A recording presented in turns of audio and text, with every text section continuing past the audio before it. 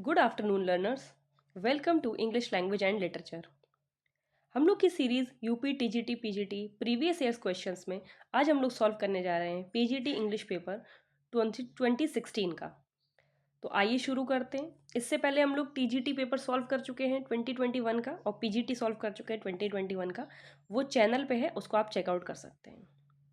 चलिए question number 1 से शुरू करते हैं। Dash for the word which seems to lie before us like a land of dreams is taken from a poem by।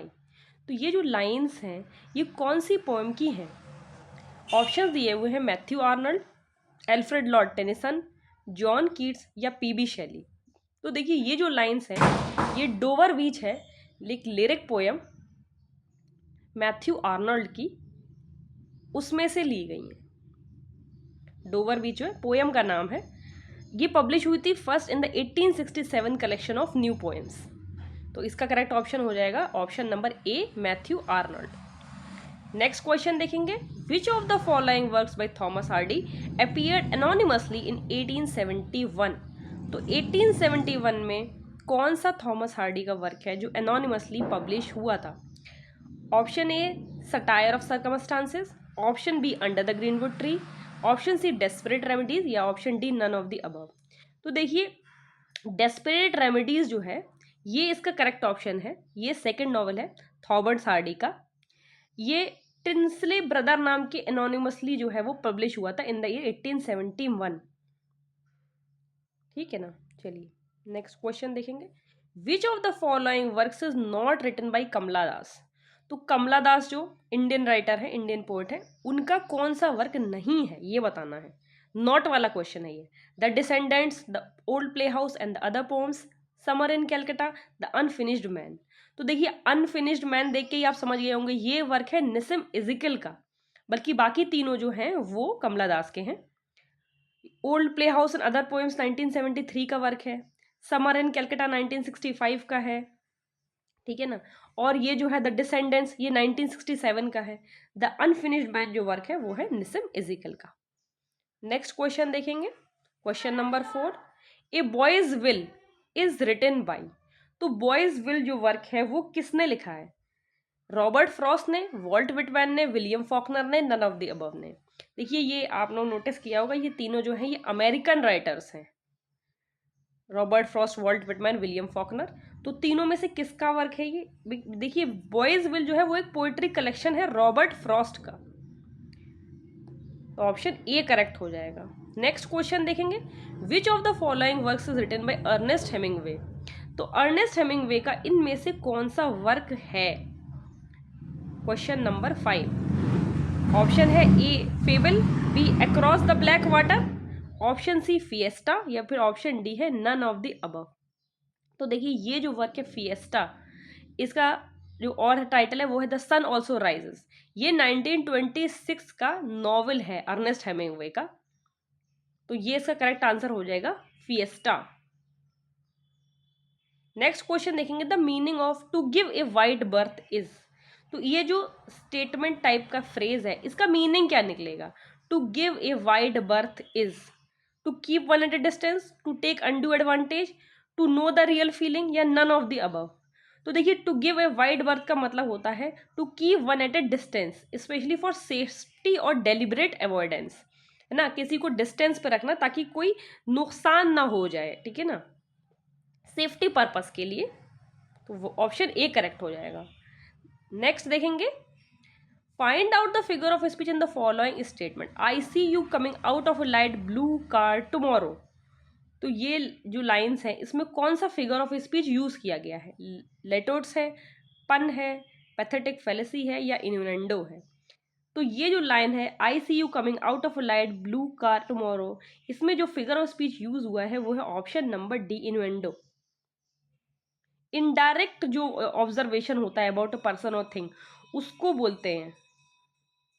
इसको दूसरा जो वर्ड है वो है इंसिनुएशन। नेक्स्ट क्वेश्चन देखेंगे। अच्छा ये देखिए, ये करेक्ट स्पेलिंग बताना है कि एक्यूमुलेट जो वर्ड होता है उसका करेक्ट स्पेलिंग क्या है। देखिए पहले की क्वेश्चन पेपर जब मैंने सॉल्व करवाए थे तब भी मैंने आपको मेंशन किया था कि जब भी आप वर्ड देखेगा तो ऐसे ना देखते जब चारों ऑप्शन तो कन्फ्यूजन हो जाता है।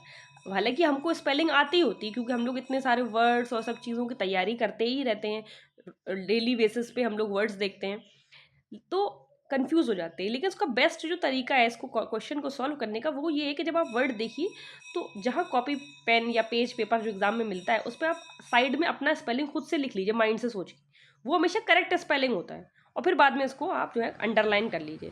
तो इसका करेक्ट ऑप्शन हो जाएगा ऑप्शन नंबर ए, एक्यूमुलेट, ACCUMULATE। एक्यूमुलेट का मतलब आप लोग समझते होंगे, किसी चीज़ों को एक्वायर करना, ठीक है। नेक्स्ट क्वेश्चन देखेंगे, to buckle down. Buckle down का मतलब क्या होता है? Work seriously, take it easy, drop a subject, go for a vacation. तो देखिए टू बकल डाउन का मतलब होता है option number A, work seriously. Next question देखेंगे, question number 10, Mulk Raj Anand is the recipient of. तो देखिए इंडियन नॉवलिस्ट है मुल्क राज आनंद, तो कौन सा अवार्ड जो है वो उनको मिला है? पद्म भूषण, पद्मश्री, यश भारती या पद्म विभूषण। तो मुल्क राज आनंद जो है इनको जो वो मिला है वो है पद्म भूषण, ऑप्शन नंबर ए। इसके अलावा इनको साहित्य अकादमी अवार्ड भी मिला है, वो ऑप्शन में नहीं है, 1968 में पद्म भूषण इनको मिला था और साहित्य अकादमी अवार्ड भी मिला था। नेक्स्ट क्वेश्चन देखेंगे, question number 11, which of the following is extract from William Faulkner's Nobel prize citation. तो इसमें से कौन सा जो है वह करेक्ट एक्सट्रैक्ट है विलियम फॉकनर के नोबेल प्राइज साइटेशन का? Authentic contribution to post war novel, powerful and unique contribution to the modern American novel, globalizing American novel, powerful and authentic output in American short fiction. तो इसका correct answer हो जाएगा option number B, powerful and unique contribution to the modern American novel. ये इसका exact meaning हो जाएगा। अब देखिए क्वेश्चन नंबर 12 से 16 के बीच में इन्होंने पैसेज दिया हुआ है। ये रीडिंग कॉम्प्रिहेंशन वाला क्वेश्चन है कि इस पैसेज को आपको पढ़ना है और उससे रिलेटेड जो क्वेश्चंस 12 से लेकर 16 तक पूछे गए हैं उसके आपको आंसर देने हैं। तो हम लोग ये पढ़ लेते हैं इसका passage. Our chief element of poetry is its revealing power. It opens our eyes to sensuous beauties and spiritual meanings in the words of human experience and of nature to which otherwise we should remain blind. There are few of us who have not some endowment of poetic insight and feeling, some measure of the vision and the faculty divine, but in the large majority of cases, such poetic capacity as we possess, slight as it probably is at best, is cramped by the ordinary conditions of existence, crippled by the mere material interests which fill so fast a place in our daily routine, and sometimes even consciously or unconsciously repressed. The true poet, whatever his range in quality, is one in whom the power of seeing and feeling the sensuous beauty and spiritual meaning of things exist in a preeminent degree, and to whom, moreover, another special power has been granted, the power of so expressing and interpreting what he sees and feels as to quicken our own imagination and sympathies and to make us see and feel with him. तो ये तो poet हो गया। ये तो passage हमने पढ़ लिया। अब पैसेज के क्वेश्चन देखेंगे। What does the author mean by revealing power of poverty of poetry, sorry. Poetry helps us to attain knowledge. Poetry allows us to see and know what has been unknown. Poetry gives power to communicate. Poetry has the power to awaken us. देखिए हमेशा जब भी questions जो दिए होते हैं ना, इन questions को ये मत सोचिएगा कि हम अपने इंटेलेक्ट से या जो पहले की हमारी नॉलेज है, प्रीवियस नॉलेज, उससे हम कर देंगे। ये क्वेश्चन कभी भी अपने आप से नहीं करने होते। जो पैसेज में बताया गया सिर्फ उसके अकॉर्डिंग क्वेश्चन करने होते हैं। तो जब आप लोग पैसेज पढ़ेंगे तो आपको समझ में आएगा कि रिवीलिंग पावर से मतलब है कि poetry allow us to see and know what has been unknown. जो हमें नहीं पता है उसको जानने में की हेल्प करती है poetry, option number B. Next question देखेंगे। In the sentence there are few of us who have not some endowment, what does few of us mean? Few of us का मतलब क्या होता है? मैनी ऑफ अस होता है, none of us होता है, हार्डली एनी ऑफ अस होता है, या मोस्ट ऑफ अस होता है? तो फ्यू,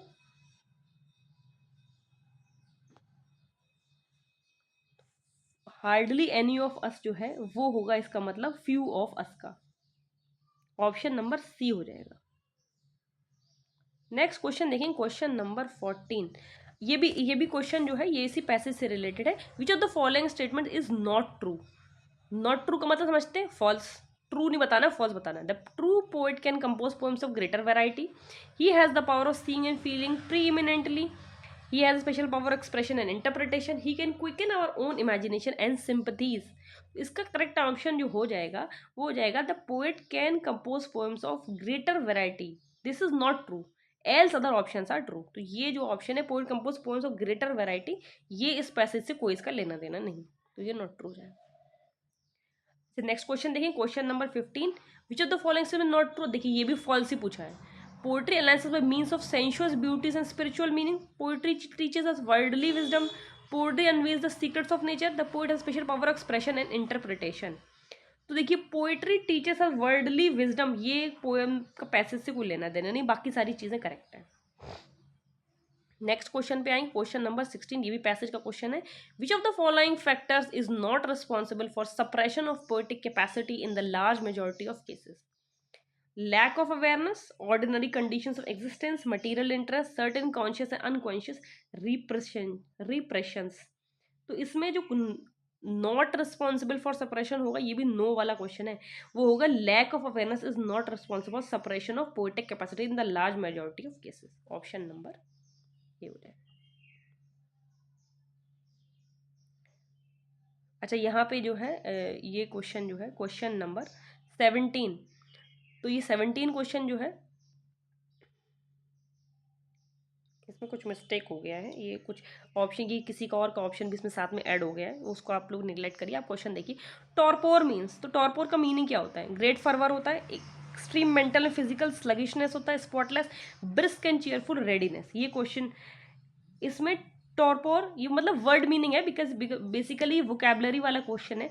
टॉर्पोर का मीन्स होता है extreme mental and physical sluggishness.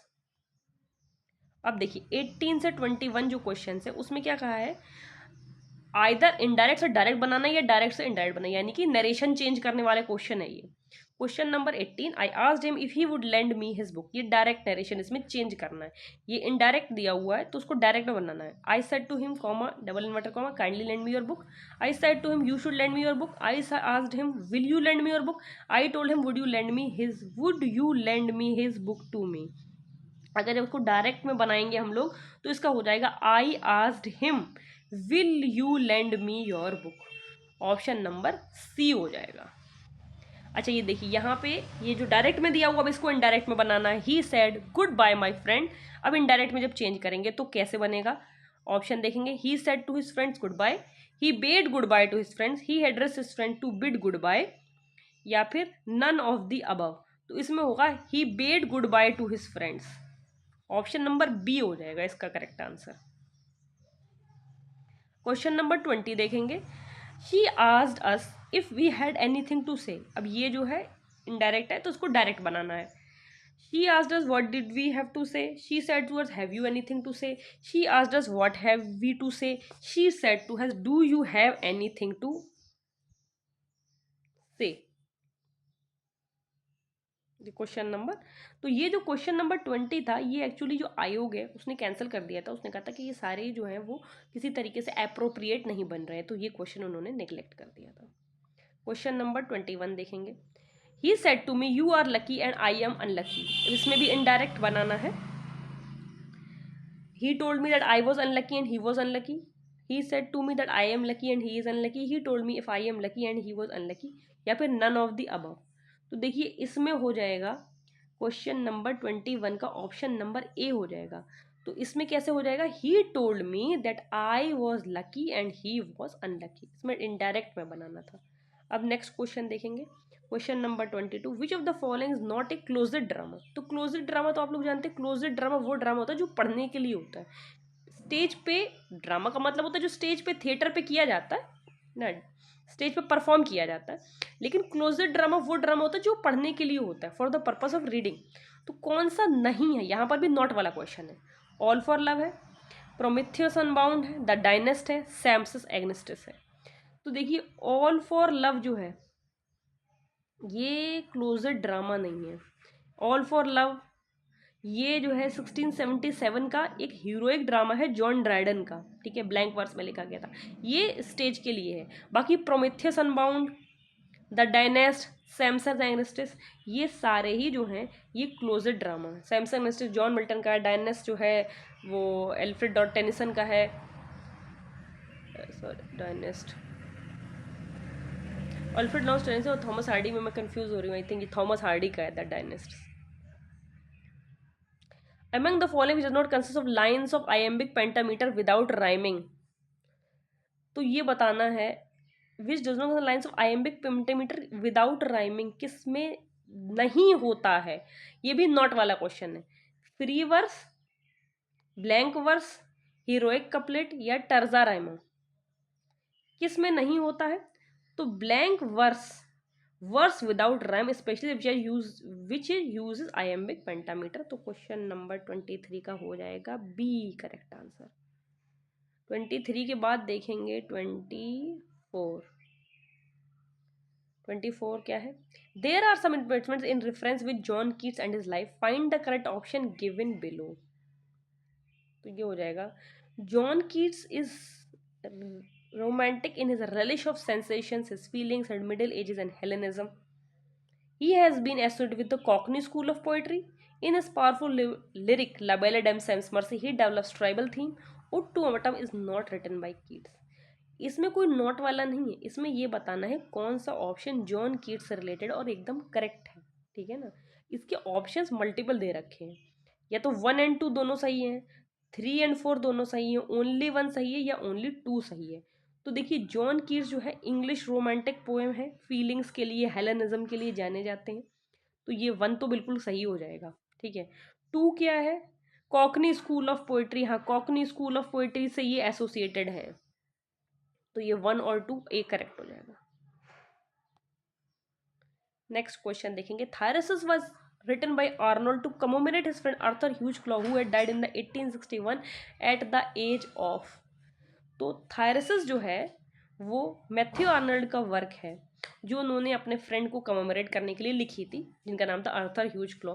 तो उनकी जो डेथ हो गई थी वो 1861 में हो गई। तो बताना ये है कि किस एज पे उनकी डेथ हो गई थी जो उन्होंने मैथ्यू आर्नल्ड ने थायरसिस लिखी, 43 की एज पे, 42 की एज पे, 40 की एज पे या 44 की एज पे। तो देखिए वो सिर्फ 42 ईयर्स के थे और उनकी डेथ हो गई थी, तो ऑप्शन नंबर सी करेक्ट हो जाएगा। His story requires Romans and kings, but he thinks only on men. Who remarked it for William Shakespeare?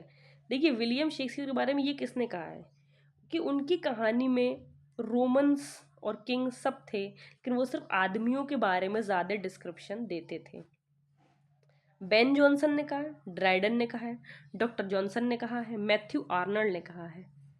ये जो रिमार्क है ये दिया है डॉक्टर जॉनसन ने इन प्रीफेस टू शेक्सपियर। जो डॉक्टर जॉनसन का वर्क है प्रीफेस टू शेक्सपियर, उन्होंने उसमें ये रिमार्क दिया था विलियम शेक्सपियर को। तो ऑप्शन नंबर सी करेक्ट हो जाएगा।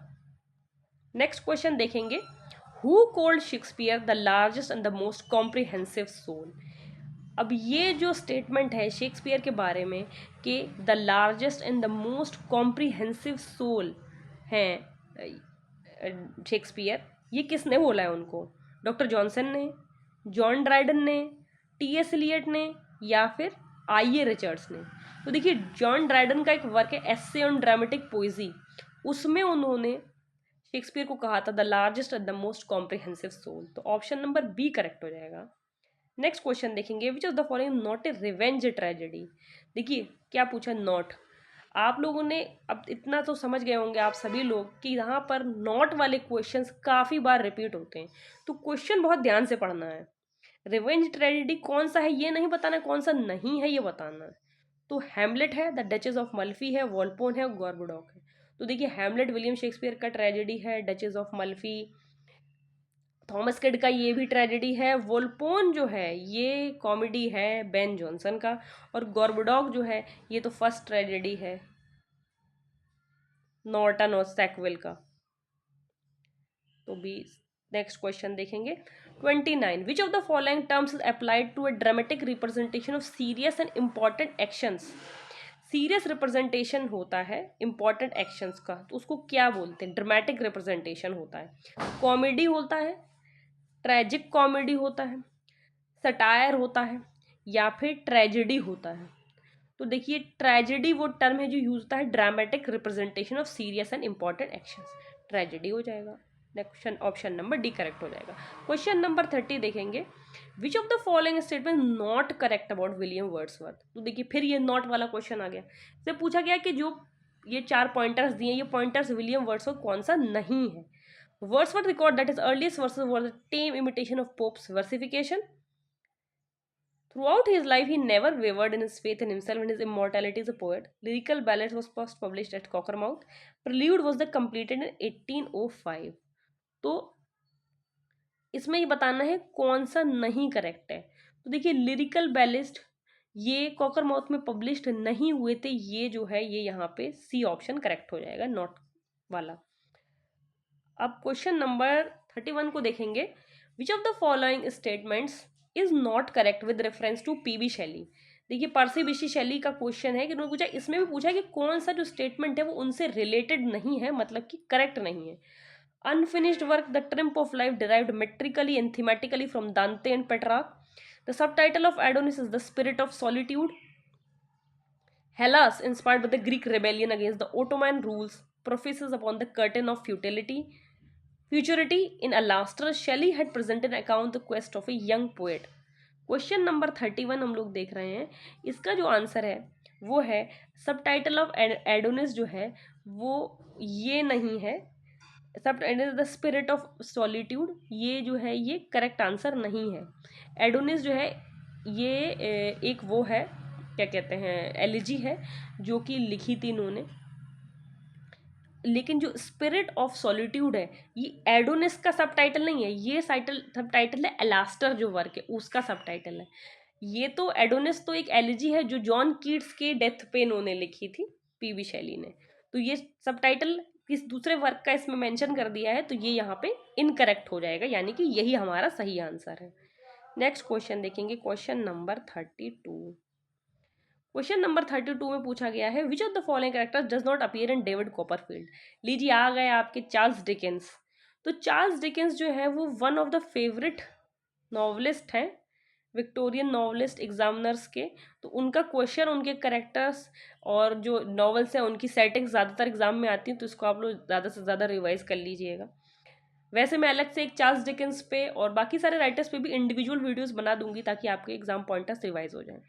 तो नंबर 1 पे ऑप्शन है हैम, ऑप्शन 2 है टॉमी ट्रेडल्स, ऑप्शन सी है डॉक्टर स्ट्रॉन्ग, ऑप्शन डी है डॉक्टर रैंक। अच्छा ये भी इसमें मेंशन है कि नॉट अपीयर, ठीक है ना, तो कौन सा नहीं आता है ये बताना है।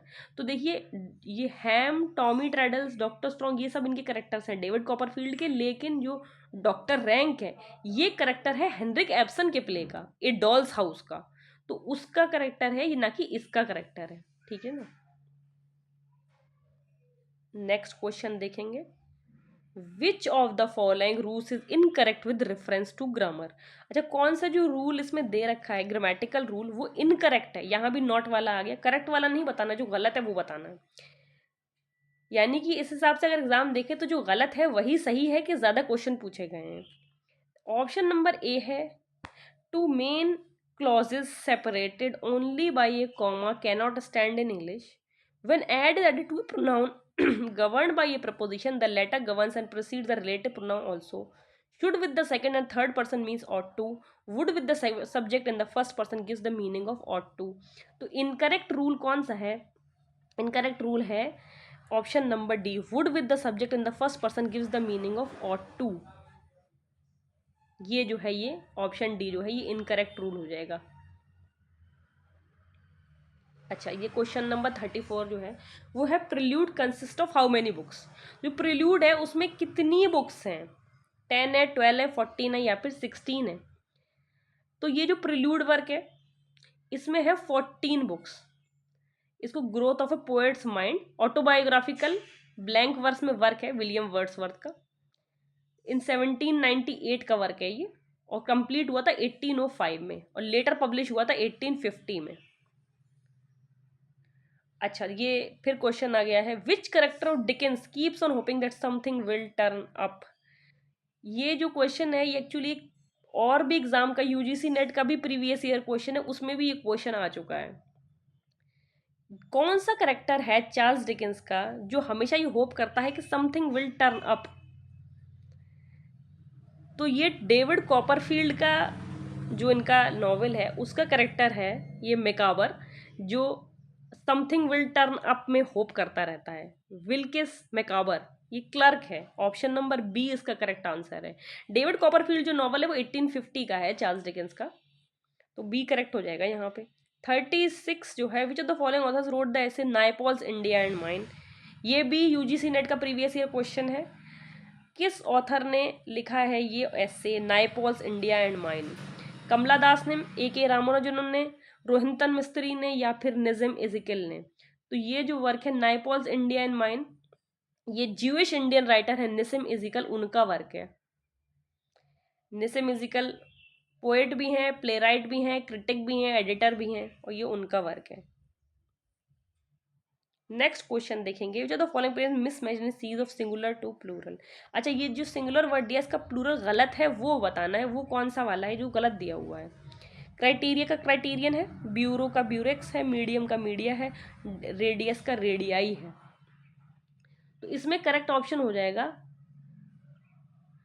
सिंगुलर, और प्लूरल जो गलत है वो ए है। उसका रीजन है क्राइटेरियन सिंगुलर वर्ड होता है, क्राइटेरिया प्लूरल वर्ड होता है। तो यहाँ बाकी सारे तो पहले सिंगुलर फिर प्लूरल लिखें कि मीडियम सिंगुलर है, मीडियम प्लूरल हो गया, रेडियस सिंगुलर है, रेडियाई प्लूरल हो गया, लेकिन क्राइटेरियन जो है वो सिंगुलर होता है, क्राइटेरिया प्लूरल होता है। तो ये रिवर्स करके लिख दिया, तो ऑप्शन नंबर ए हो जाएगा इसका करेक्ट आंसर। अब क्वेश्चन नंबर 38 to 42 जो है ये एरर डिटेक्शन वाले क्वेश्चन है, कहाँ पे एरर है वो बताना है। This car is superior and more costly than the one I have, तो इसमें जो है वो कहाँ पे गड़बड़ी है वो बताना है। तो यहाँ पे आ गया the car is superior and more costly than the one I have, यहाँ कंपैरिजन चल रहा है, तो इज सुपीरियर नहीं आएगा, कंपैरिजन हो रहा है ना एक कार का दूसरी कार से, तो सुपीरियर तो ये तो जब एक का सुपरलेटिव डिग्री बताते हैं तब होता है ये तो सुपीरियर डिग्री नहीं बता रहा है, तो ये यहाँ पे चेंज हो जाएगा बी। नेक्स्ट क्वेश्चन हो जाएगा, you will either have to improve your work और I shall have to dismiss you from school. इसमें बताना है कि कहाँ पे जो है वो एरर है। तो इसमें जब देखिए यहाँ पे भी कंपेयर, या तो तुम ये करो नहीं तो तुम्हें डिसमिस करूंगा, तो आइदर यू विल, ये ऐसे होना चाहिए, either you will have to improve your work और I shall have to dismiss you from school. तो ये ए ही जो वाला पार्ट है यही ये मिस्टेक है, एरर है। नेक्स्ट है, he had been to school but he has learned nothing there, ये इसमें क्वेश्चन है। तो इसमें करेक्ट ऑप्शन जो है, इसमें हाँ डी भी है, B but he has learn nothing, यहाँ पे डी है, तो ये इसमें हो जाएगा, ये ही हैड बीन जो है ये ए पार्ट है, टू स्कूल जो है बी पार्ट है, बट ही हैज़ ये जो है सी पार्ट है, और लर्नड नथिंग देयर ये डी पार्ट है। ये मैं आपको इसका ये थोड़ा प्रिंटिंग वाला मिस्टेक हो गया, ए बी सी साथ में लिख गया है, तो इसलिए मैं आपको एक्सप्लेन करके बता रही हूँ कौन सा ए कौन सा बी कौन सा सी है। तो यहाँ पे जो करेक्ट हो जाएगा वो सी जो है वो गलत है, तो यहाँ पे इसकी जगह हैज़ की जगह हैड होगा। He had been to school but he had learn nothing there, है ना, क्योंकि पहले भी हैड ही दिया हुआ मेंशन है, तो यहाँ पे हैज़ नहीं लग सकता, हैड ही लगेगा, तो सी पार्ट जो है वो गलत हो जाएगा। क्वेश्चन नंबर 41 में देखेंगे, हिज फेलिंग ये ए पार्ट है, टू आंसर द क्वेश्चन ये बी पार्ट है, made the police C part है, सस्पेक्ट हिम डी पार्ट है क्वेश्चन नंबर 41 का। तो इसको जब हम सही करके लिखेंगे तो किस तरीके से हो जाएगा, हिज फेलिंग नहीं होगा यहाँ पे, his failure to answer the question made the police suspect him, तो इस फेलिंग नहीं होगा, ये मिस्टेक है, तो ऑप्शन नंबर ए जो है वो गलत हो जाएगा। नेक्स्ट क्वेश्चन देखेंगे, question number 42, there is always danger of panic when a fire breaks up in a crowded city. तो यहाँ पे देयर इज ऑलवेज ये ए पार्ट है, danger of panic B part है, when a fire breaks up ये C part है, in a crowded city ये D part है। तो इसमें ही बताना है कि कौन सा जो है वो मिस्टेक है, एरर है कहाँ पे। तो इसमें आएगा when a fire breaks up तो नहीं होगा ना यहाँ पे, ये तो ब्रेक्स अप का मतलब तो ये हो जाएगा छोटे छोटे पार्ट में जो है डिवाइड हो गया, ठीक है, ब्रेक्स अप नहीं होगा, ब्रेक्स अप की जगह होगा ब्रेकअप, ठीक है ना। There is always danger of panic when a fire breaks out. Breakup का मतलब तो होता है जैसे कुछ छोटे छोटे पार्ट्स में डिवाइड हो जाना, और ब्रेकअप का मतलब है, ब्रेक्स आउट का मतलब होता है कि पूरे में फैल जाना, ठीक है ना। तो फायर तो डेंजर की तरफ फैल जाता है ना पूरा, तो ब्रेक्स आउट उसको बोलेंगे। तो ये यहाँ पे मिस्टेक हो जाएगी, ऑप्शन नंबर सी जो है वो इसका करेक्ट हो जाएगा। अच्छा, अब ये देखिए, ये जो क्वेश्चन है 43, इसमें अपोजिट पूछा गया है कि इसका अपोजिट क्या होगा, अपोजिट ऑफ सुपरसिलिशियस का अपोजिट क्या होगा। देखिए, सुपरसिलिशियस का मतलब होता है हम्बल, ठीक है ना, और हम्बल का बताना है अपोजिट, ऑपोजिट ही तो बताना है यहाँ पे। नहीं नहीं नहीं, अपोजिट, अपोजिट इसका बताना है। ये सुपरसिलियस का मतलब होता है जो हम्बल ना हो, तो अपोजिट बताना है, तो यहाँ पे मीक एंड हम्बल इसका हो जाएगा। सुपर सिलिशियस मतलब होता है कि बहुत ज़्यादा अपने आप को सुपर समझना, खुद को सबसे ऊंचा मानना। तो ऑपोजिट जब बताना होगा तो जो बहुत अपने आप को सुपर समझता है, बहुत ज़्यादा किसी को अपने आगे को समझता ही नहीं है, बहुत ज़्यादा अनकाइंड है लोगों से, तो जब उसका ऑपोजिट बताएंगे तो वो बहुत काइंड होगा, मीक होगा, हम्बल होगा। तो ऑप्शन नंबर बी करेक्ट हो जाएगा यहाँ पे। नेक्स्ट क्वेश्चन देखेंगे, which the following is written incorrectly. तो इसमें ये बताना है कि कौन सा जो वर्ड है वो इनकरेक्ट लिखा हुआ है, मतलब कि स्पेलिंग मिस्टेक है यहाँ पे। वगैरह इस क्वेश्चन को जो है वो आयोग ने वो कैंसिल कर दिया था, उनको ज़्यादातर सही लग रहे थे कि परसेंट भी लिखा है, सम टाइम भी सही लिखा, ऑलराइट भी लिखा, एटलीस्ट भी सही लिखा, तो क्या ही गलत होगा, तो उन्होंने इस क्वेश्चन को ड्रॉप कर दिया था। क्वेश्चन नंबर 45 हम देखेंगे, इसमें मिसमैच क्या है। मिसमैच का मतलब है कि कौन सा जो है वो किसके साथ जो लिखा हुआ है वो गलत लिखा हुआ है, ठीक है ना। तो क्वेश्चन क्या है, Truman Capote's the cold blood non fictional novel है ये, E.L. Doctors ragtime documentary fiction है ये, S.W. स्कॉट्स इवैनहो ये हिस्टोरिकल नॉवल है, वीव सिंक्लेयर्स द जंगल कंटस रोमन है ये। तो यहाँ पे जो ऑप्शन नंबर डी है द जंगल, ये जो है ये मिसमैच है, ठीक है ना। ये वाला वर्क जो है ऑप्शन नंबर डी जो है ये मिसमैच करा हुआ है, इसी का ये ऑप्शन नंबर करेक्ट हो जाएगा, option number D. Next question पे आएंगे, which is not correct statement for metonymy figure of speech. इसमें ये बताना है कि मेटोनमी के हिसाब से कौन सा गलत है, इनकरेक्ट है। The Greek language metonymy denotes a change of name, in metonymy occurs where one thing applied to another with which it has become closely associated. In metonymy, a part of something is used to signify the whole. The scepter can be used to stand for a king in metonymy. तो इसका देख लेंगे हम लोग। Metonymy में part is something to use to signify the whole, ये नहीं होता, ये तो साइनेडिक ही होता है, ये उसको उल्टा लिख दिया है इन्होंने, इसमें मेटोनमी में ये लिख दिया है ना, part of something use to signify the whole, ये तो साइनेडिक ही होता है, तो ये वाला इनकरेक्ट हो जाएगा, ऑप्शन नंबर सी। अच्छा, अब फिर देखिए, ये चार्ल्स डिकेंस के फिर करेक्टर आ गए। करेक्टर फॉग अपीयर्स इन डिकेंस नॉवल, तो जो फॉग का करेक्टर है वो किस नॉवल का है ये बताना है। ओलिवर ट्विस्ट का, ओल्ड क्यूरियोसिटी शॉप का, पिकविक पेपर्स का, या बारनेबी बज का। बारनेबी रज होगा यहाँ, बारनेबी बज नहीं है। तो ये जो वर्क है, ये जो करेक्टर्स हैं फॉग और एक और भी करेक्टर है डॉटसन, ये दोनों करेक्टर जो हैं ये पिकविक पेपर्स के हैं, ऑप्शन नंबर सी करेक्ट हो जाएगा।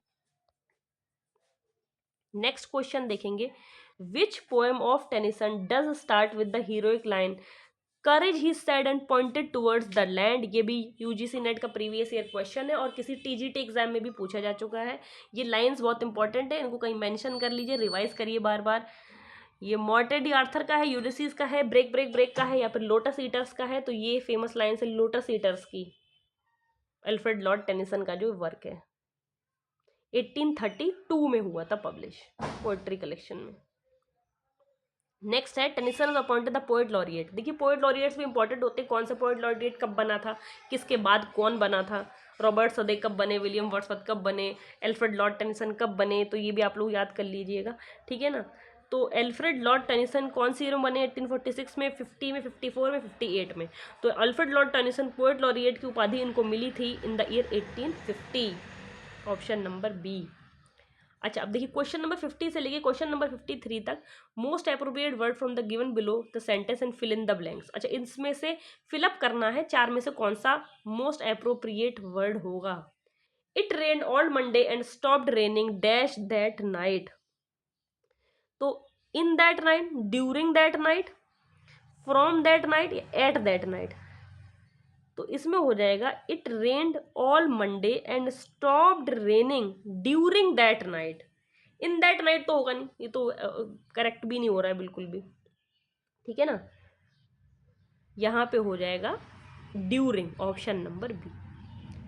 Question number 51, you dash have watered the flowers for it is going to rain, should, must, could not, need not.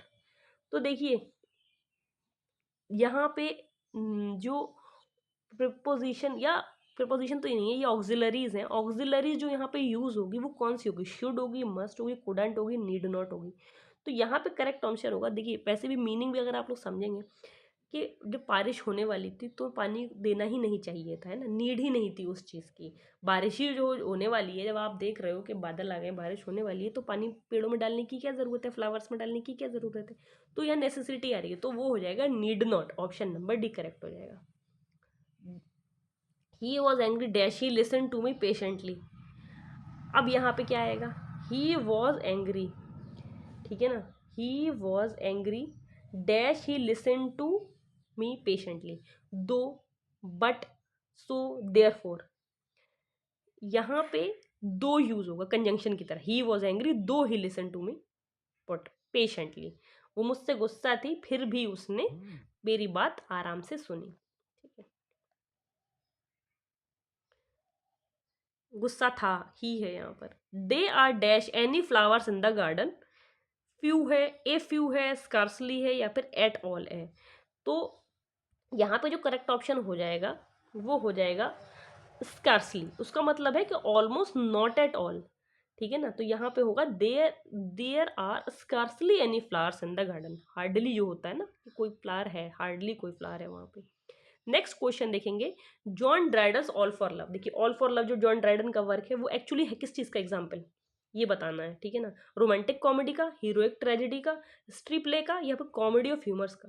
देखिए पहले तो ऑल फॉर लव जो जॉन ड्राइडन का वर्क है वो एक एडेप्टेशन है विलियम शेक्सपियर के वर्क एंटनी एंड क्लियोपाट्रा का, ठीक है ना। ये एक heroic tragedy, option number B correct हो जाएगा। Who among the following said the child the father of the man, ये भी काफ़ी क्वेश्चन पेपर्स में आ चुका है पहले भी, किसके वर्ड्स हैं, the child is the father of the man. P B Shelley का, एल्फ्रेड लॉर्ड टेनिसन का, जॉन कीट्स का, विलियम वर्ड्सवर्थ का। तो इसका करेक्ट आंसर हो जाएगा विलियम वर्ड्सवर्थ। ये जो लाइन्स हैं ये आती हैं जो उनकी पोम है माई हार्ट लीप्स अप, 1802 का वर्क जो है। Which of the following periodical brutally assailed Keats second volume was published in 1818? तो किस जो पीरियोडिकल है उसने कीट्स के सेकंड वॉल्यूम ऑफ वर्स को बहुत ज़्यादा ब्रूटली वो करा था, कि मतलब नहीं नहीं नहीं मतलब जिसे कहना चाहिए ना क्रिटिसाइज करना। क्वार्टरली रिव्यू ने, द बी ने, रैम्बलर ने, या फिर गार्जियन ने। तो इसका करेक्ट ऑप्शन है Quarterly Review, option number A. Question number 57 देखेंगे, तो the following written by Charles Lamb. Charles Lamb का लिखा हुआ उसमें से कौन सा वर्क है, कौन सा वर्क उन्होंने लिखा है चारों में से। Liber Amoris, essays of on man and manners, characters of Shakespeare, या रोजमंड ग्रे। तो देखिए ये जो वर्क है रोजमंड ग्रे, ये क्वेश्चन नंबर है, क्वेश्चन नंबर 57 है। इसका जो आंसर है रोजमंड ग्रे, ये 1798 का है पब्लिश्ड वर्क, ठीक है ना। ये चार्ल्स लैम्ब का है, इसी का करेक्ट आंसर यही है। क्वेश्चन नंबर 58 देखेंगे, which of the following statement is not correct about Charles Dickens. देखिए फिर चार्ल्स डिकेंस भी आ गए लेकिन पूछा गया नॉट। एक चीज़ आप लोग हमेशा याद रखिए कि जब नॉट लिखा होगा इसका मतलब जो इनकरेक्ट स्टेटमेंट है वो बताना है, ना कि जो करेक्ट है वो बताना है। तो क्वेश्चन नंबर 58 का ऑप्शन ए दे रखा है, melodramatic element in chiefly noticeable in his early works, Oliver Twist and Nicholas Nickleby, the illustration of Harley Street appears in Little Dorrit. The strength and weakness of Dickens humour and pathos lie in the hypersensitive imagination. The term Newgate novel is inspired by Dickens novel Newgate. देखिए तो इसमें incorrect statement जो है ये है option number D. The term Newgate novel is inspired by Dickens. ये inspired by Dickens novel Newgate, ये इसका कोई करेक्ट ऑप्शन नहीं है. बाकी सारी चीज़ें डिकेंस के बारे में जो मेंशन है वो सही है, पर ये नहीं सही है. नेक्स्ट क्वेश्चन पे आते हैं. क्वेश्चन नंबर 59 है, which of the following rules is incorrect with reference to changing direct speech into indirect. देखिए जो नरेशन होता है उसमें जो रूल्स होते हैं उस रूल्स में कौन सा रूल है जो इनकरेक्ट है. इसमें जो गलत है वही सही बताना है. तो 59 के ए ऑप्शन पे आएंगे. If the introducing verb is in the past tense, verbs in the sentence will not change their tenses in indirect speech. अगर इंट्रोड्यूसिंग वर्ब पास्ट टेंस में है तो क्या वर्ब चेंज नहीं होंगे टेंसेज में. दूसरा है verbs in the infinitive mood never change. Infinitive mood में अगर वर्ब होती है कभी चेंज नहीं होती है. Pronoun in the indirect sentence which refers to the person speaking sentence will be put in the first person. जो प्रोनाउन इनडायरेक्ट सेंटेंस में है जिसके बारे में बताया जा रहा है वो फर्स्ट पर्सन में होगा. In a direct question the auxiliary part of the verb follows the subject. जो डायरेक्ट क्वेश्चन होता है उसमें ऑक्सिलरी पार्ट जो होता है वो वर्ब को फॉलो करता है. तो इसमें से ये चारों ऑप्शंस जो थे, ये चारों ही ऑप्शन जो हैं वो क्योंकि करेक्ट थे तो इनकरेक्ट ऑप्शन कोई मिला नहीं, तो इसलिए आयोग ने इस क्वेश्चन को भी कैंसिल कर दिया है. नेक्स्ट क्वेश्चन पे आते हैं. In black and white means. Black and white का मतलब क्या होता है. In black and white, in short, in useless, in writing, in full swing. तो इन ब्लैक एंड वाइट ये राइटिंग से लेना देना है इसका. Written form, printed form, in writing हो जाएगा इसका. नेक्स्ट है the touchstone method is given by. तो टच स्टोन मेथड ये जो टर्म है ये किसने कॉइन किया है. ये कॉइन किया है विलियम वर्ड्सवर्थ ने, मैथ्यू आर्नल्ड ने, टी एस एलियट ने या रॉबर्ट फ्रॉस्ट ने. तो देखिए टच स्टोन मेथड जो है वो मैथ्यू आर्नल्ड का है. जो उनका वर्क है essay work study of poetry, उसमें उन्होंने ये वर्क इंट्रोड्यूस किया था, touchstone method. Next question पे आ जाते हैं. Question number 62. Nissim Ezekiel was awarded the Sahitya Akademi award for his poetry collection. तो देखिए निसे म्यूजिकल जो है उनको साहित्य अकेडमी अवार्ड मिला है. तो साहित्य अकेडमी अवार्ड उनको किस पोइट्री कलेक्शन के लिए मिला है. टाइम टू चेंज के लिए, द एग्जैक्ट नेम के लिए, हिम इन डार्कनेस के लिए या लेटर डे साल्म्स के लिए. तो देखिए निसे म्यूजिकल जो है वो जूइश इंडियन पोएट है, actor, play right, editor, critic सभी कुछ हैं. तो इनको जो मिला था साहित्य अकेडमी अवार्ड वो मिला था इनके 1983 के पोइट्री कलेक्शन लेटर डे साल्म्स के लिए. ऑप्शन नंबर डी करेक्ट हो जाएगा. क्वेश्चन नंबर 63 देखेंगे. Find out the grammatically incorrect sentence. तो इसमें से इनकरेक्ट कौन सा है. Each of them followed his plan, neither of the experts were paid for, I have ordered the coffee, I fear he will fail. तो neither of the expert were paid for नहीं होगा, neither और other euro single हो जाएगा ना, singular, तो was paid for होगा, यहाँ वॉज होगा, तो बी इनकरेक्ट हो जाएगा. नेक्स्ट क्वेश्चन देखें करेक्ट स्पेलिंग. देखिए क्लोरोफिल दे रखा है, क्लोरोफिल की करेक्ट स्पेलिंग कौन सी होती है. इसमें बहुत लोग कंफ्यूज होते हैं कि डबल एल लगाना है कि सिंगल एल लगाना है, कहाँ पर क्या लिखना है. तो जो करेक्ट स्पेलिंग हो जाएगी वो हो जाएगी option number B, CHLOROPHYLL, chlorophyll. Chlorophyll pigment होता है, आप लोग जानते ही होंगे, जो प्लांट्स में होता है, ग्रीन पिगमेंट जिसकी वजह से ग्रीन दिखाई देते हैं प्लांट्स, वो क्लोरोफिल होता है. Option number B. Question number 65 से 67 which is the closest meaning to words given in capitals. तो जो वर्ड दिए हुए हैं इनका क्लोजेस्ट मीनिंग कह सकते हैं, इनका मतलब वाला जो काफ़ी सिमिलर मीनिंग वाला हो वो कौन है. Aphorism, ample use of similar and simile and metaphor, indirect way of saying something embarrassing or unpleasant, speech of writing glorifying something or someone, short phrase that says true or wise. Aphorism जो है basically उसका मतलब यही होता है कि short phrase में कोई बात को कहना, दैट सेज ट्रू और वाइज. तो ये हो जाएगा ऑप्शन नंबर डी करेक्ट हो जाएगा. ऑब्जर्वेशन होता है which contains a general truth, तो उसको एफोरिज्म बोलते हैं. नेक्स्ट क्वेश्चन देखेंगे. एनिमोसिटी. एनिमोसिटी का क्या मीनिंग होता है. Strong feeling of hatred, divergent opinion, indifference या अपैथी. तो एनिमोसिटी बोलते ना उसके किसी के खिलाफ बहुत ज़्यादा हेट्रेड रखना, स्ट्रॉन्ग हॉस्टिलिटी बोलते हैं ना, किसी से बहुत ज़्यादा ही सख्त नफरत करना जिसको बोलते हैं, वो होता है animosity. Option number 6, question number 67 देखेंगे अब हम लोग। यूटिलिटेरियनिज्म ये क्या है? Doctrine of treating all human beings equal, believe that endorses greater happiness greatest number of people, act of using everything for one's own benefit, act of seeking pleasure in material attainment। देखिए utilitarianism का मतलब होता है endorses greater happiness with the greatest number of people, ज़्यादा से ज़्यादा लोग की हैप्पी रहे, खुश रहे, उसको उसको प्रोपगेट करना, ठीक है, उसको एंडोर्स करना, उसको बोलते हैं यूटिलिटेरियनिज्म। नेक्स्ट क्वेश्चन देखेंगे। इफ, ये देखिए इफ इन ए बैलेड है, कुछ मिस्टेक हो गया। If in a ballad a line or stanza is repeated but with an addition that advances the story, it is called. तो किसी बैलेड में, लाइन में या स्टैंजा में कुछ चीज रिपीट होती है और वो रिपीटिंग एडिशन है स्टोरी का, जो उसमें जो भी स्ट्रक्चर चल रहा है, स्टोरी लाइन चल रहा है, एडवांसमेंट होता है उसका, उसमें एडिशन कुछ होता है, उसको बोलते क्या है? Referential repetition, incremental repetition, just repetition, या फिर नन ऑफ द अबव। तो इसको बोलते हैं इंक्रीमेंटल रिपीटेशन, क्योंकि इंक्रीमेंट ऑफ आइडियाज हो जाता है, वहां पे एड ऑन हो जाते हैं आइडियाज, तो इसको बोलते हैं incremental repetition. Option number B. Question number 69 देखेंगे। Which of the following statement not correct with reference to ode? Ode से रिलेटेड कौन सा जो स्टेटमेंट दिया हुआ है वो इनकरेक्ट है, ठीक है ना। Pindar's ode are encomiastic, in contrast to the passion, visionary boldness and formal language of Pindar's ode, many Horatian odes are calm, meditative and colloquial. Irregular ode was introduced by Thomas Gray. Pindar's odes were written to praise and glorify someone। देखिए Thomas Gray ने तो irregular odd introduce नहीं किया है, ठीक है ना, ये तो ओड से रिलेटेड एकदम गलत बात है। तो ये तो ऑप्शन सी तो देख के ही पता चल रहा है कि इनकरेक्ट है, और हमें 4 में से एक ऑप्शन ढूंढना है, तो ये करेक्ट ऑप्शन हो जाएगा हमारा ऑप्शन नंबर सी। आप लोग जो ऑब्जेक्टिव क्वेश्चंस पेपर में सॉल्व करिए तो एक चीज़ हमेशा याद रखिए, ज़रूरी नहीं है कि हमें हर क्वेश्चन का आंसर पता हो, हमें ओमिट करना आना चाहिए रॉन्ग आंसर्स को राइट आंसर तक पहुंचने के लिए।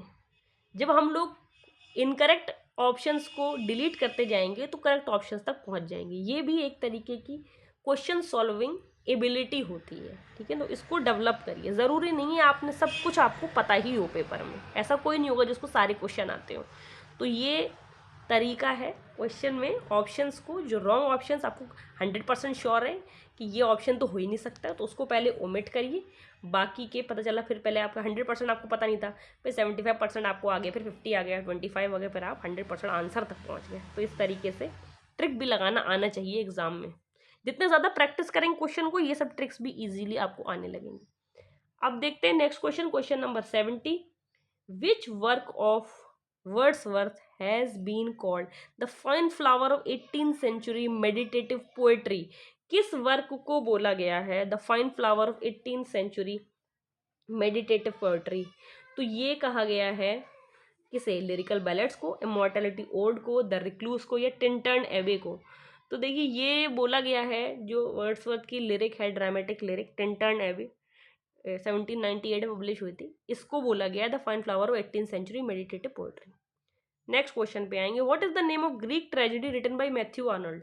तो मैथ्यू आर्नल्ड ने जो ग्रीक ट्रेजेडी लिखी उसका नाम क्या है? मैसिनियस है, सोहराब एंड रुस्तम है, मेरोप है, या फिर थायरसिस है? तो देखिए जो ग्रीक ट्रेजेडी इन्होंने लिखी है 1858 में वो पब्लिश हुई थी, उसका नाम है मेरोप।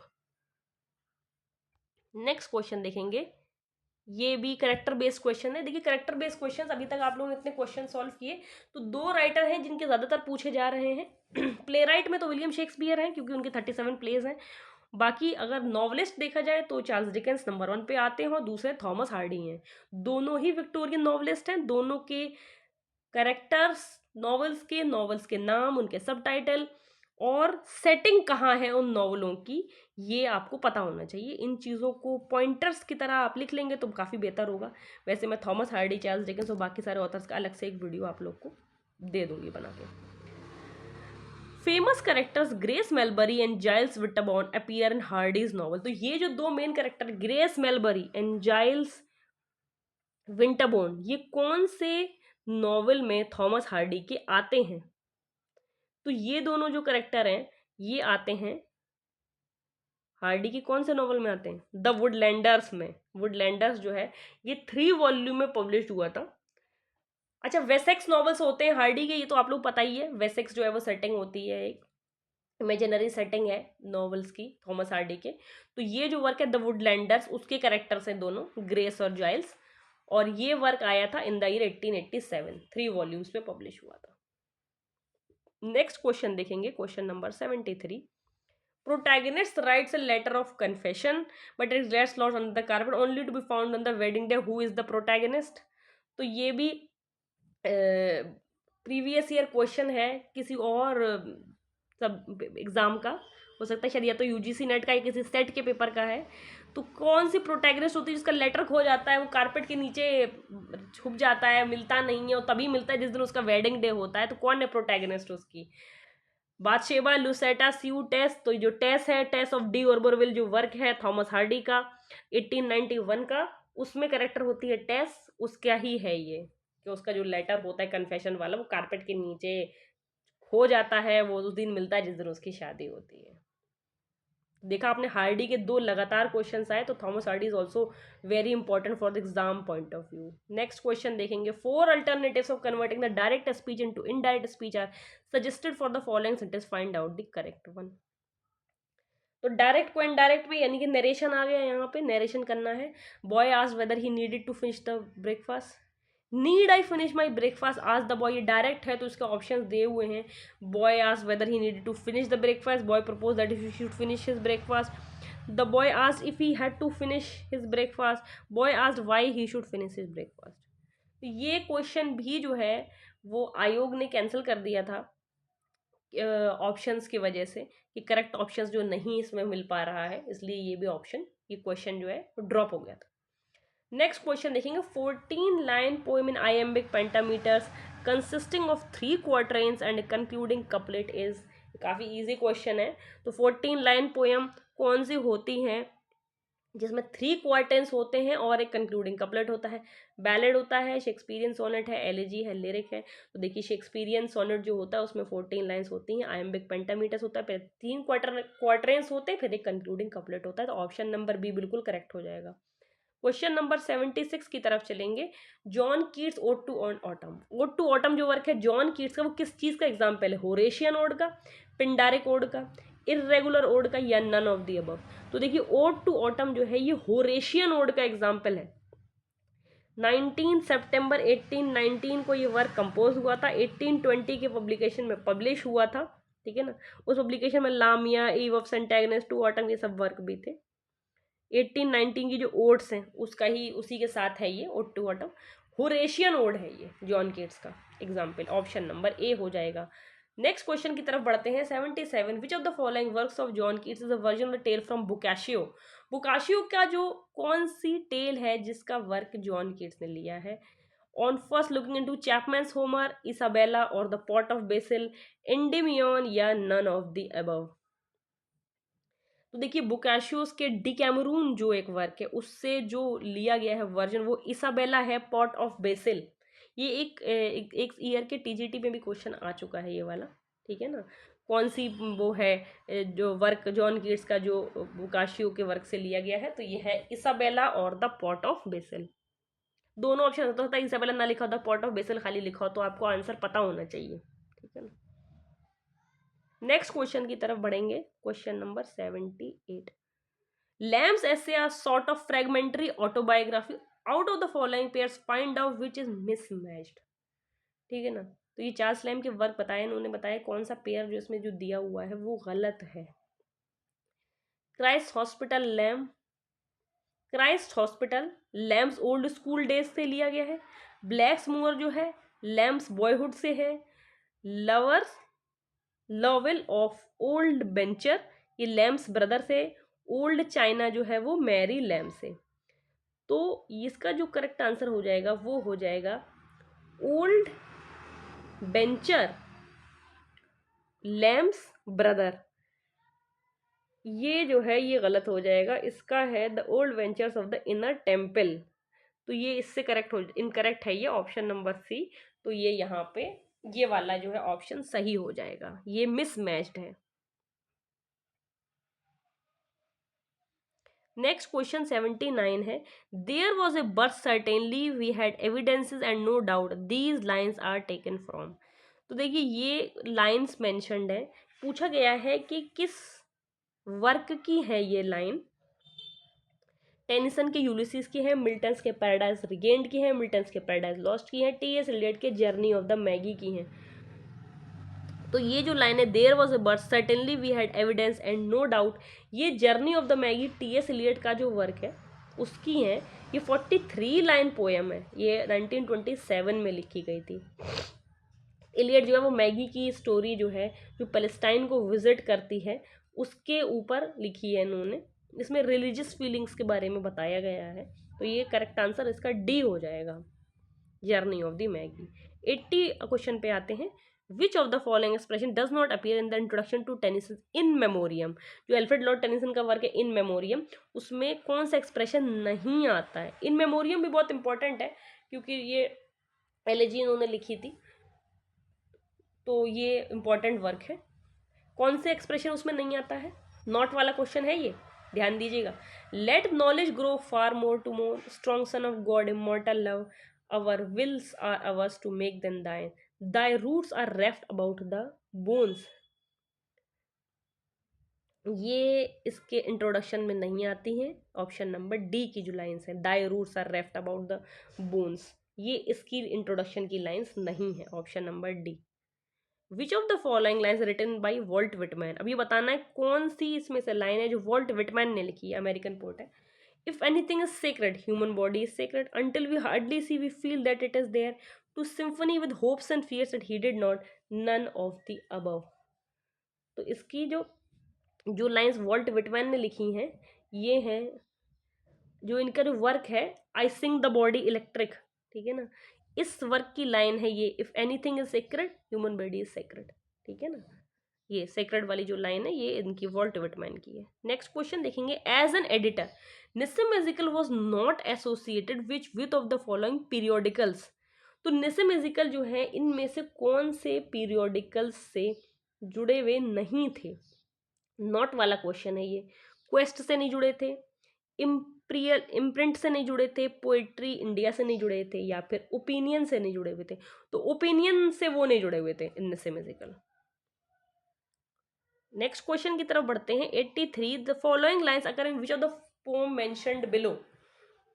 ये जो लाइन्स है ये किस पोम से ली गई हैं। To evil no important trip won more than if life had never been begun. Option देख लेंगे, मेंडिंग वॉल की हैं, one self I sing, design की हैं, द ऑनसेट की हैं। देखिए ये जो लाइन्स हैं ये रॉबर्ट फ्रॉस्ट का जो वर्क है द ऑनसेट उससे ली गई हैं। To evil no important rough one more than if life had never been begun, ठीक है ना। अब नेक्स्ट क्वेश्चन की तरफ बढ़ेंगे, question number 84।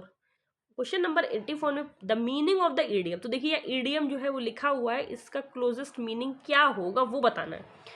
To throw up the sponge is, इसका मतलब क्या होता है, to oppose resolutely, to undo, to go to destruction, या फिर नन ऑफ द अबव। तो ये सब इसका मीनिंग नहीं है। To throw up the sponge का मतलब होता है टू एक्नॉलेज डिफीट। तो ये सारे ऑप्शन इसके गलत है, तो ऑप्शन डी जो है वो यहाँ पे सही हो जाएगा, क्योंकि बाकी जो ऑप्शंस दे रखे हैं वो कोई करेक्ट ऑप्शंस नहीं है, ठीक है। नेक्स्ट क्वेश्चन की तरफ बढ़ेंगे, question number 85। A collection of small coloured flags is called. Small coloured flags के कलेक्शन को क्या बोला जाता है। देखिए जो वन वर्ड वाले होते हैं ना, फ्रेज दिया हो तो उसका वन वर्ड बताना, ये प्रैक्टिस से आते हैं, क्योंकि बहुत सारी चीज़ें हैं वो सारी तो आप नहीं याद कर सकते। तो जितने ज़्यादा से ज़्यादा आपकी नज़र के सामने से गुजर जाएंगे उतना ही आप एग्ज़ाम में जो है वो आप क्वेश्चन सॉल्व कर पाएंगे, ठीक है। तो इसका ऑप्शन देख लेते हैं, ट्रूप है, वोलुप्ट्री है, बंटिंग है, या फिर नन ऑफ द अबव है। तो देखिए स्मॉल कलर्ड फ्लैग्स के कलेक्शन को बोलते हैं bunting, option number C correct हो जाएगा। ये फैक्ट बेस्ड होते हैं तो इसलिए आपको इसको ज़्यादा से ज़्यादा याद करेंगे, ज़्यादा से ज़्यादा आंखों के सामने गुजरेंगे तो रिवाइज हो जाएंगे, एग्जाम में समझ में आ जाएगा। नेक्स्ट क्वेश्चन की तरफ बढ़ते, question number 86। Which of the following references does not appear in Tennyson's Ulysses. तो यो यूलिसिस वर्क है एल्फ्रेड लॉर्ड टेनिसन का, फेमस वर्क है, उसमें कौन से रेफरेंसेस नहीं आते हैं? नॉट वाला क्वेश्चन है। हाइट्स, ओ डिम्सी, ओल्ड यू या हैप्पी आइल्स? तो ओल्ड ओल्ड यू ये नहीं आता है टेंसन के यूलिसिस में। यूलिसिस जो है ये तो आप जानते ही हैं 1833 का वर्क है, ब्लैंक वर्स में लिखा गया था, ठीक है ना, एल्फ्रेड लॉर्ड टेनिसन का, पब्लिश हुआ 1841 में। ड्रामेटिक मोनोलॉग का बहुत बड़ा एग्जाम्पल है ये। ड्रामेटिक मोनोलॉग के एग्जाम्पल जब पूछे जाते हैं तो ये और रॉबर्ट ब्राउनिंग के जो वर्क्स हैं वो आते हैं। तो ये जो वर्क, ये जो है रेफरेंस ओल्ड यू, ये इसमें नहीं आता है। नेक्स्ट क्वेश्चन की तरफ बढ़ेंगे, question number 87, which of the following text the petty delusions and ambitions of humankind are watched over by choric forces? किसमें आता है ये? द डायनेस्ट में, द टेम्पेस्ट में, डॉल्स हाउस में, या नन ऑफ द अबव? तो the petty delusions and ambitions of humankind are watched over by choric forces, ये अपीयर होता है डायनेस्ट में। ये देखिए, ये डायनेस्ट जो है ना, ये थॉमस हार्डी का ड्रामा है, ड्रामा इन वर्स, ठीक है ना। ऑप्शन ए करेक्ट हो जाएगा। ऑप्शन क्वेश्चन नंबर 88 की तरफ बढ़ेंगे। नाइट ऑफ स्कॉर्पियन, देखिए नाइट ऑफ द स्कॉर्पियन जो वर्क है निसम इजिकल का है। Narrator's father's mention not as someone, तो जो नैरेटर के फादर हैं वो कैसे नहीं बताए गए? स्केप्टिक, रैशनलिस्ट, ट्राइंग एवरी कर्सन ब्लेसिंग, एनालाइजिंग कर्मा एक्सप्लिसिटली।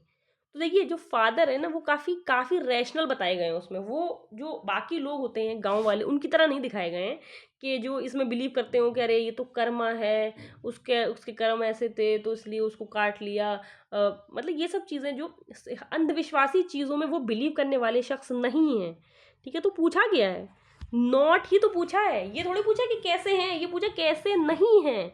तो इसका जो करेक्ट आंसर हो जाएगा वो यही हो जाएगा, ऑप्शन नंबर डी। क्योंकि एनालाइजिंग कर्मा, वो ये सब में बिलीव नहीं करते थे, वही बताना है। स्केप्टिक थे, रैशनलिस्ट थे, हर कर्स और ब्लेसिंग वो यूज कर रहे थे किस भी तरीके से मदर को जो है वो आराम मिल जाए, जो उसको स्कॉर्पियन ने बाइट कर लिया था। ये आप लोगों ने पढ़ी होगी ये पोम, ये काफी स्कूल के कोर्सेज में भी होती है, night of the scorpion. Next question देखेंगे, question number 89, the expression I do not love, I can not love, it is not in my nature of love appears in, ये जो एक्सप्रेशन है ये किस वर्क का है? The sunshine cat, a hot noon in Malabar, philosophy, enterprise. देखिए ये जो एक्सप्रेशन दिया हुआ है ये एक्सप्रेशन है कमला दास की जो वर्क है द सनशाइन कैट। ये इनका जो कलेक्शन था समर इन कैलकाटा उसकी पोएम है, ठीक है ना। इसकी ये लाइन्स है, I do not love, I can not love, it is not in my nature of love. Option number A हो जाएगा। नेक्स्ट क्वेश्चन 90 की तरफ बढ़ेंगे। In Hemingway short story the capital of the world Paco is diminutive of, Hemingway की जो short story है the capital of the world, तो Paco is diminutive of Picasso, Picachio, Francisco या फिर पैट्रिक। ये एक्चुअली जो शॉर्ट स्टोरी अर्नेस्ट हेमिंगवे की, ये मैड्रिड की है, ठीक है ना। पैको जो है वो यंग वेटर है, और वो ये किसके लिए कहता है? डिमिनेटिव ऑफ किसका है? फ्रांसिस्को का। ऑप्शन नंबर सी इसका करेक्ट आंसर है।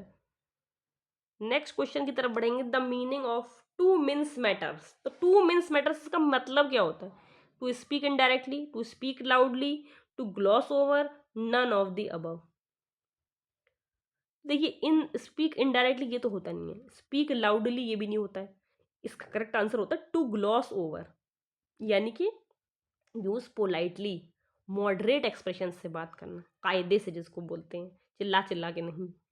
नेक्स्ट क्वेश्चन पे आएंगे 92। इसमें ही रिसीव्ड ए मॉर्टल वुंड में कौन सा फिगर ऑफ स्पीच यूज हुआ है? ठीक है ना, सैनेडकी है, ट्रांसफर्ड एपिथेट है, मेटोनमी है, लेटोट्स है। तो देखिए ही रिसीव्ड ए मॉर्टल वुंड, ठीक है, मॉर्टल वुंड देख रहे हैं आप लोग, कुछ यहाँ पे फिगर ऑफ स्पीच जो यूज हो रहा है वो है ट्रांसफर्ड एपिथेट, ठीक है ना। नेक्स्ट क्वेश्चन की तरफ बढ़ेंगे, विच of the following spelling rules is incorrect. यहाँ पे रूल्स मेंशन्ड है स्पेलिंग के, तो कौन सा गलत है? Accent does follow on the last of the constant is doubled, if the final constant is I it is always doubled with only one exception, Short monosyllables never double their final consonant. When followed by ing, the e is always dropped except when the final e is preceded by a vowel. तो short monosyllables never double their final consonant, ये incorrect है spelling rule के मामले में। Next question है to take the bull by horns. ये भी phrase ही है, to take the bull by horns, इसका मतलब क्या होता है? Face a difficulty with less confidence, run away from difficulty, pull the bull's horn, face a difficulty boldly. देखिए, पुल द बुल्स हॉर्न तो वैसे भी नहीं हो सकता, क्योंकि ये कभी भी लिटरेचर या लैंग्वेज होगा तो लिटरल मीनिंग नहीं होता है किसी भी चीज़ का, इनर मीनिंग, हिडन मीनिंग होता है उसके पीछे। To take the bull by horns का मतलब होता है to face a difficulty boldly. Option number D. अच्छा, वेस्टलैंड वॉज पब्लिश, देखिए वेस्टलैंड वर्क है टी एस एलियट का, बहुत ही फेमस है, 434 लाइन्स की पोएम है ये, ठीक है ना। और इसके जो 5 पार्ट्स हैं वो भी बहुत इंपॉर्टेंट है, उनके नेम याद करना, ठीक है ना, वो भी आप लोग याद कर लीजिएगा। बरियल ऑफ द डेड है, गेम ऑफ चेस है, द फायर सरमन है, डेथ बाय वाटर है, वॉट द थंडर सैड है। तो ये 5 उसके पार्ट से भी आपको नाम पता होना चाहिए। इसमें ये पूछा गया कि वेस्टलैंड किस ईयर में पब्लिश हुई, 20 में, 1922 में, 1924 में, 1926 में। तो 1922 का वर्क है द वेस्टलैंड। कुछ चीज़ें याद करना ज़रा रिलेटेबल करके याद कर लिया करिए, जैसे वेस्टलैंड 1922 में है। यूलिसिस जेम्स जॉयस का जो नॉवल है वो भी 1922 का ही वर्क है। यूलिसिस, देखिए जो पोम है वो तो एल्फ्रेड लॉर्ड टेनिसन की है, लेकिन यूलिसिस जो नॉवल है वो जेम्स जॉयस का है। सिमिलर नेम कभी कभी क्वेश्चन पेपर में पूछता है, लेकिन उसमें ये जरूर मेंशन होगा कि ये प्ले है, पोम है, नॉवल है, क्या चीज़ है, ठीक है। तो वहाँ पे ये देख के ही करेक्ट ऑप्शन पे जाइएगा। नेक्स्ट क्वेश्चन की तरफ बढ़ेंगे। Which American poet poetess won the Pulitzer Prize for poetry 4 times in her life? ये बहुत इंपॉर्टेंट क्वेश्चन है। पुलिट्जर प्राइज जो है, कौन ऐसा शख्स है अमेरिकन पोएट या फिर पोएटेस जिसको 4 बार अपनी जिंदगी में पुलिट्जर प्राइज मिला है? तो देखिए, ये क्या रॉबर्ट फ्रॉस्ट हैं, क्या वॉल्ट विटमैन है, एमिली डिकिंसन है, या फिर कमला दास हैं? तो देखिए, सबसे इंपॉर्टेंट चीज़ क्या है, कमला दास तो है नहीं अमेरिकन, इंडियन है वो, Indian poetess. Robert Frost, Walt Whitman, Emily Dickinson, ये तीनों अमेरिकन हैं। तो इसमें मिला है रॉबर्ट फ्रॉस्ट को, उनको मिला है 4 बार Pulitzer prize. Option A correct हो जाएगा। 97 क्वेश्चन से 101। ये भी पैसेज बेस्ड क्वेश्चन है। ये पैसेज इसमें दे रखा है, the other day we heard someone similarly refer to poet as dreamers, now it is accurate to refer to poets as dreamers, but extending to infer as this person did. The dreams of poets have no practical value beyond the realm of literary diversion. The truth is that poets are just as practical as people who build bridges or look into microscope, and just as close to reality and truth, where they differ from the logician and scientists in the temporal sense alone. They are ahead of the time, whereas logicians and scientists are abreast of their time. We must not be so superficial that we fail to discern the practicableness of dreams. Dreams are the sunrise steamers heralding a new day of scientific progress. Another forward surge. Every forward step man takes in any field of life is first taken along the dreamy paths of imagination. Robert Fulton did not discover his steamboat with full steam up, straining at a hawser at some Hudson River dock. First, he dreamed a steamboat, he and the dreamers, and then scientific wisdom converted picture of the mind to reality of steel and wood. The automobile, and afterward, long afterward, the practical minded engineers caught up with what had been created by winging fantasy. He who looks deeply and with a seeing eye into the poetry of yesterday finds there all the cold scientific magic of today and much which we shall not enjoy until some tomorrow. If the poet does not dream so clearly that blueprints of this vision can immediately be drawn and the practical conversions immediately effected, he must not for that reason be smiled upon as merely the mental host for a sort of harmless madness. For the poet, like the ingenious specialist, his being turned to the life of tomorrow cannot be turned simultaneously to the life of today.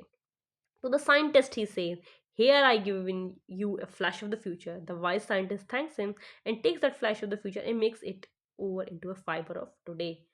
तो ये जो है, ये passage given है, इस passage से related हमें जो है क्वेश्चन सॉल्व करने हैं। क्वेश्चन पहला जो है 97, वो are abreast of their time. Scientist and poets, logicians and scientist, logicians and poets, poets, logicians, soothsayers and scientist. देखिए, लॉजिशियंस और साइंटिस्ट जो हैं वो एब्रेस्ट होते हैं अपने टाइम से, ट्रेंड से आगे चलते वाले। If the poet did not dream, what would happen? They would perhaps he couldn't squash, there would be no future, there would perhaps be no advancement in the field. None of the above. तो अगर dream ही नहीं करेंगे तो कोई advancement नहीं होगा, ये है। क्योंकि वो पहले ड्रीम करते हैं, फिर उस ड्रीम का प्रैक्टिकल कुछ लिखते हैं, उसको साइंटिस्ट लेते हैं, वो आगे उसको प्रैक्टिकली बढ़ाते हैं या उसको फ्यूचर में उसका डेवलपमेंट होता है। तो ऑप्शन नंबर सी करेक्ट हो जाएगा।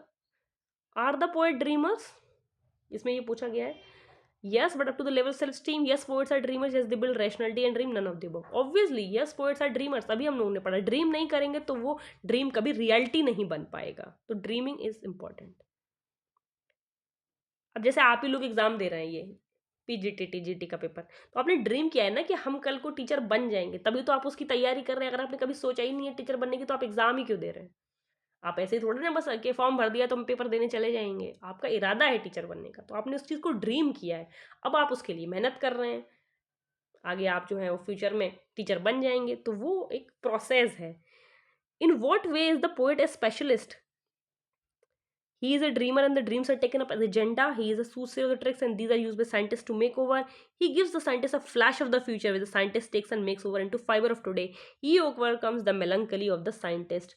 तो इसमें जो है वो क्वेश्चन नंबर 100 जो है वो इसका आंसर हो जाएगा। Question number, he gives the scientist a flash of the future with the scientist takes and makes over into fibre of today. तो वो साइंटिस्ट को एक फ्लैश देता है फ्यूचर का, ठीक है, आइडियाज जो उसके माइंड में जनरेट हुए हैं वो साइंटिस्ट को देता है। साइंटिस्ट जो है उस पर काम करता है और वो आज जो फाइबर बन रहा है, उस वर्क जो हो रहा है फ्यूचर में या प्रेजेंट में, उस पर साइंटिस्ट काम करता है। According to the author dreams are useful to the world because, author के हिसाब से ड्रीम्स यूजफुल क्यों है इस वर्ड में? Psychological theory, it is a cultural fact, the artist enables to see the beauty of the world. Every forward step in the field of life is first taken along with the dreamy path of imagination. तो obviously every forward step in any field of life first taken along with the dreamy path of imagination. तो कोई भी step हम ले रहे हैं life में, तो पहले वो एक इमेजिनेशन के पार्ट से गुजरता है। Option number D. अब देखिए ये स्पेलिंग वाला क्वेश्चन आ गया, करेक्ट स्पेलिंग बताना है फार्माक्यूटिकल का। तो यही पहला ही स्पेलिंग सही है, जब आप लोग देखेंगे यही स्पेलिंग सही है, बाकी ऑप्शन गलत देखने की जरूरत नहीं, ऑप्शन ही सही है। हेजियोग्राफिक्स क्या होता है? हेजियोग्राफिक्स क्या चीज़ है? Life of margin, life of subaltern, style is life of Christians and none of the above. तो देखिए हेजियोग्राफी जो होती है ना, बायोग्राफी ऑफ सेंट बोलते हैं, और यहाँ पर एक्लियास्टिकल लीडर्स जो होते हैं उसको बोलते हैं। तो ये सी आ जाएगा, stylist life of Christian saints. I will dash it doesn't matter which, तो यहाँ फिल अप बताना है कि क्या आएगा। I will take dash neither either the best, तो इसमें इट डजेंट मैटर विच, तो इसमें आ जाएगा आई विल टेक आइदर, दोनों में से कोई सा भी, ठीक है ना। The man denied dash in the house, having been, have been, to be, being. तो 105 क्वेश्चन देखेंगे, इसमें आ जाएगा the man denied having been in the house. Qualifying phrase यहाँ पे आ जाएगा, this one is dash of the two, good, best, better या फिर द बेटर। तो अगर हम लोग ये वाला क्वेश्चन देखेंगे तो इसमें आ जाएगा option number C, the one is better of the two, ठीक है ना।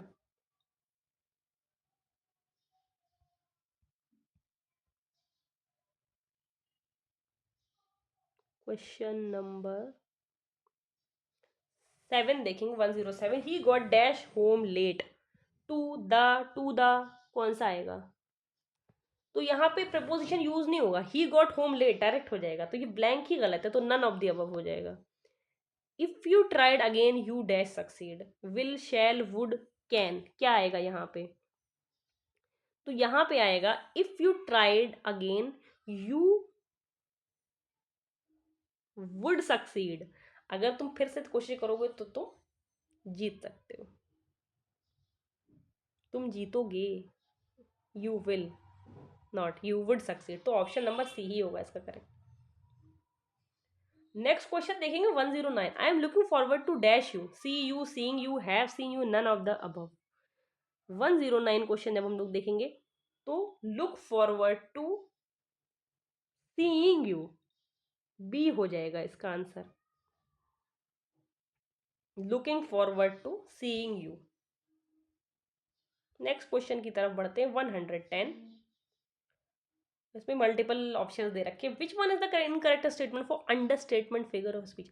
अंडर स्टेटमेंट जो होता है फिगर ऑफ स्पीच, उसके बारे में जो चीज़ें लिखी हैं कौन सी इनकरेक्ट है, करेक्ट नहीं बताना है, इनकरेक्ट बताना है, यानी कि जो उससे रिलेटेड नहीं हो। For under statement the green term is meiosis, it does not represent something as very much less in magnitude than it really is. The words were thin line and never lifted with single tone example of it. It is also used to assert and affirmate by negating its contrary. तो कौन कौन से नहीं है ये बताना है इसमें। देखिए पहला वाला कि म्योसिस होता है, ये तो करेक्ट है, तो ये तो हो नहीं सकता, ये तो सही बात हो गई ना, इनकरेक्ट बताना है इसमें। तो टू क्या है, व does not represent something very much less in magnitude, ये तो ये नहीं, ये तो गलत है। It represent, it does not represent, it represent, तो ये टू तो गलत हो जाएगा। टू दो ऑप्शंस में है, तीन ऑप्शन में है, अच्छा ए में भी है, बी में भी है, डी में भी। तो चलिए ये देख लेते हैं। और ठीक है, the words were in line and never lifted up a single stone example of it, ये एग्जाम्पल इनकरेक्ट स्टेटमेंट बताना है, तो इनकरेक्ट नहीं है ये। It also used to assert effort by negating its contrary, नहीं ये नहीं होगा। ये इसमें आ जाएगा option number two and option number four, ये दोनों ही इनकरेक्ट हैं, तो ये अंडर स्टेटमेंट के बारे में नहीं है, तो इन दोनों को हम लोग क्लिक कर देंगे ऑप्शन नंबर ए पे। अच्छा इसमें क्वेश्चन है, who was described as poet of 19th century, 111 में। तो ये भी शायद जो आयोग है उसने ड्रॉप कर दिया था क्वेश्चन, उसका रीजन क्या, पोएट तो एडमंड स्पेंसर बोलते, ऑप्शन में ही नहीं लिखा हुआ है। नेक्स्ट क्वेश्चन पे आएंगे, but home did Arnold right his poem memorial versus. Memorial versus जो है वो मैथ्यू आर्नोल्ड का जो वर्क है वो किसके लिए उन्होंने लिखा था। ही लेड अस एज वी ले at birth on the cool flowery lap of birth, ये जो लाइंस है ये किसके लिए लिखी है मेमोरियल वर्सेस में, विलियम वर्ड्सवर्थ के लिए, विलियम शेक्सपियर के लिए, एल्फ्रेड लॉर्ड टेंसन के लिए, या फिर जॉन कीट्स के लिए। तो ये मेमोरियल वर्सेस है मैथ्यू आर्नोल्ड की, ये उन्होंने लिखी है विलियम वर्ड्सवर्थ के लिए। ऑप्शन नंबर ए करेक्ट हो जाएगा। नेक्स्ट क्वेश्चन 113 देखेंगे, T.S.. Eliot's critical notions dissociation of sensibility objective correlative were derived from. देखिए टी.एस. एलियट के दो कॉन्सेप्ट हैं, डिसोसिएशन ऑफ सेंसिबिलिटी और ऑब्जेक्टिव कोरिलेटिव, तो वो उन्होंने कहाँ से डिराइव किए, इटालियन पोएट से, जर्मन क्रिटिक से, फ्रेंच राइटर से, या नन थे। तो देखिए ये फ्रेंच राइटर से उन्होंने कॉन्सेप्ट लिया था, इन्फ्लुएंस होके। Which novelist created a fictional Mississippi country, Yoknapatawpha country in his novels. तो ये भी प्रीवियस ईयर क्वेश्चन है किसी किसी एग्जाम का। हेमिंगवे का है, Faulkner, Toni Morrison, Alice Walker. देखिए योकना पाटवा कंट्री जो है विलियम फॉकनर का है, ये एक फिक्शनल टाउन है जो उन्होंने क्रिएट किया, फिक्शनल कंट्री, तो ये अमेरिकन ऑथर विलियम फॉकनर हो जाएगा, option number B. Next question 115 पे आते हैं, four alternatives of converting the direct speech in direct speech are suggested by following, find out the correct. Let's sell the house said Mohan, let's not said Priya, तो ये जो है इसका indirect बनाना है। Mohan told that the house should be sold, Priya said it shouldn't be done. Mohan propose the house to be sold, Priya suggested not to do so. Mohan suggested selling the house but Priya was against it. Mohan asked whether the house can be sold but Priya replied in negation. इसका correct option हो जाएगा Mohan suggested selling the house but Priya was against it, option number C. Next question देखेंगे, जो the following does not constitute three unities popular component of a drama. देखिए three unities जो Aristotle ने दी थी, तो उस तीनों यूनिटीज में कौन सी यूनिटी इन चारों ऑप्शंस में से नहीं है। Unity of events, unity of place time and action, तो देखिए unity of place time and action जो है ये होते हैं तीनों, यूनिटी ऑफ इवेंट्स कुछ नहीं होता है, तो ऑप्शन ए जो है यहाँ पे करेक्ट हो जाएगा। 117 पे आते हैं, फॉलोइंग इज मिसमैच्ड, तो मिसमैच्ड कौन सा है इसमें, William Wordsworth the green linnet, William Wordsworth to the cuckoo, William Wordsworth to the skylark, William Wordsworth to a skylark. तो देखिए विलियम वर्ड्सवर्थ का टू द स्काईलार्क तो है, विलियम वर्ड्सवर्थ का टू ए स्काईलार्क नहीं है, to a skylark PB Shelley का work है। Which of the following pairs is mismatch, Prometheus unbound 1820 का है, हेलस 1823 का, एडोनिस 1823 का, लास्टर 1816 का। देखिए एडोनिस जो है, जो जॉन कीट्स की उन्होंने डेथ पे लिखा था पीबी शैली ने, वो वर्क 1821 का है, 1823 का नहीं है। 119 पे आएंगे, which of the following references does not appear in dream children, children in the wood, robin redbreast, 12 Caesars, Phoebe. तो फेबे जो है वो ड्रीम चिल्ड्रन में नहीं आता है, ठीक है ना।